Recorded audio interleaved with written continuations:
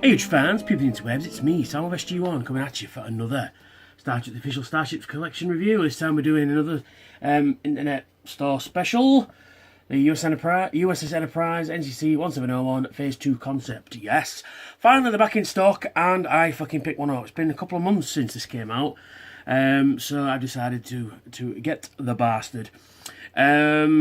Because it's another... I'm really liking these concept designs because there's a Voyager one coming up soon. We've got the Probe Enterprise C as well, which is really cool. So I like the concept design ones. So, as per usual, you get a nice glass magazine, and then we get the ship itself. But more on that in a little while. So, specification: registry NCC-1701, class Constitution, refit 2271, designed by Walter Matt Jeffries, decks 23. And we've got a beautiful CG render of the ship there. Really nice. Really nice, actually, that one. Yeah, this doesn't go into the history of the ship in canon. It goes sort of like production. The series called for an updated version of the Enterprise. Roddenberry called on the ship's original designer, Matt Jeffries, to update and revise the design, which he did subtly, redesigning the ship, the updating the nacelles, the design, which would lay the groundwork for the motion picture version of the ship. And then we've got redesigning the original Enterprise, which is a nice image of it there. And then we've got some really nice Matt Jeffries schematics going on, which are always good. Always like to see those. Those are cool. Whereas he's called it 1701A there, look, which is pretty cool. In 1977, the Enterprise original designer, Matt Jeffries, returned to design and update the new television series. I've just said that, haven't I? Roddenberry wanted Matt Jeffries to return to the work for the new TV show that was... but he was only able to persuade him to redesign the Enterprise, which he did in a hotel room in Tucson while working on Little House on the Prairie. We've got some more concept designs of it there, different shapes of nacelles and buzzard collectors and all the rest of it. And it's I do like this sort of section here with the grooves and that in it, which is pretty cool. But yeah, I mean, for those of you who don't know, this was designed for the Phase 2, the Star Trek that never was, which then morphed into the motion picture. Because a little film called Star Wars came out. I don't know if anybody's heard of that one. We've got some nice production photos of the ship itself. So the actual model was built, which is really cool. But I don't think it ever went past this stage, so I don't think it was either coloured or anything like that. And then we've got the Lost Vulcan Zon, played by... who was he played by? David Gautreaux. I'm sure I'm saying that wrong. Was cast as the Vulcan Zon in the planned TV revival of Star Trek in the 1970s. And then we've got a concept design of the Phase 2 bridge, which looks not unlike the motion picture bridge, which is really cool. Except I don't know what's happening with the captain's chair there. And then we've got some various images of Zon in a security uniform, Spock from the motion picture, and then Commander Sonak. Because the actor didn't want to be in... I didn't want the character of Zon in the motion picture, so they gave him a role... Oh, there he is. They gave him the role of the commander... Commander Branch of the Epsilon 9 monitoring station, which I believe is in the same system as Babylon 5. So, yeah, really good magazine this time around. Really good. Created for Star Trek Phase 2, which never happened. First appearance none, designed by Matt Jeffries. For the script for thy image bears obvious similarities to Star Trek the Motion Picture, which formed the basis for the most of differences are superficial, but the biggest change was at the end, where Ilea is restored and lost complete draft Decker is 2.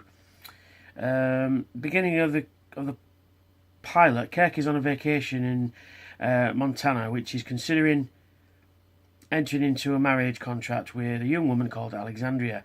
Tragically, she dies in a transporter accident that also kills science officer Ronak. Years later, in Star Trek Generations, he would find Kirk in a similar situation, this time in the Nexus, considering marriage to a woman named Antonia. The script for the unknown image reveals that Decker comes from a long line of Starfleet captains. The writer's Bible elaborates, establishing that the son of Commodore Matt Decker died in the original series episode, The Doomsday Machine. And we've got a nice CG render of it on the back there. So that's that magazine done then. So, onto the ship. And I really like this one.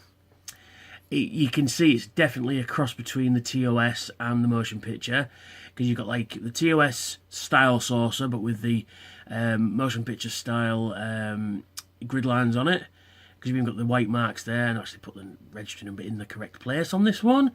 The underside of the saucer is exactly the same as the TOS, which is no bad thing. And then you've got the hull, which is more or less like the TOS, like the TMP, sorry. You've got the connecting dorsal with the torpedo launcher there. Sorry.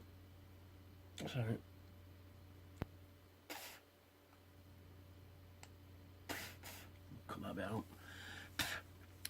So yeah, you've got the dorsal set. You've got the star drive section here, which is more or less the TMP, but you've got like a TOS style deflector dish there. You've got the torpedo launcher here as well, which is not going to be picked out very well because this camera is wank. I use my front camera, so I'll see what I'm doing, because I tried it doing the other way around and I realised I was off to the side doing it like this, so that's why I used the front camera. So we've got some nice clear plastic in the buzzard collectors there, which are orange, which is cool. And you've got some really nice grid lines. You can see the motion picture starting to happen along here, which is really cool. Get out of my face. Fly buzzing around. Yeah, you can see the motion picture happening. You've got the grid lines there. And those nacelles are not quite straight, but not enough to worry about. No, never mind. Yeah, you can see motion picture in there, you can see TOS in there, and it is definitely a stopgap in between. I like the fact that it's got the register number there, which J.J. Abrams apparently saw and put here instead. You've got all the markings on the original series one there. But all in all, it has got misaligned windows, par for the course. What's the point of having them fucking printed, into the, actually fashioned into the model and then not painted properly? Defies the point. But anyway, misaligned windows, par for the course. The join line across here is not too bad. Join line here is a little bad on mine, but it's not earth shattering or anything. But overall, a very nice ship. I think you'll agree. If you're on the fence about getting the concept designs, don't be. Get them. They are really cool. I can't wait for the Voyager one. It's got a bit of paint chipping on the nacelle there, which is a bit of a shame.